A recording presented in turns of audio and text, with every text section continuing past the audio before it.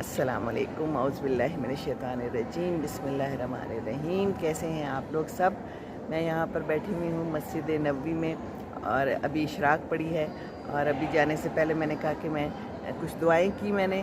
और मुझे ना आप सब ने बहुत से लोगों ने दुआएं भेजी हैं और बड़ी प्यारी प्यारी दुआएं भेजी और मैं कोशिश करती हूँ कि जो मुझे नाम आते जाए मैं उनका नाम भी लेती जाऊँ और दुआएं करती जाऊँ। बाकी तो मैंने अल्लाह ताला से कहा है कि अल्लाह ताला अपनी सारी दुआएं कबूल करनी है।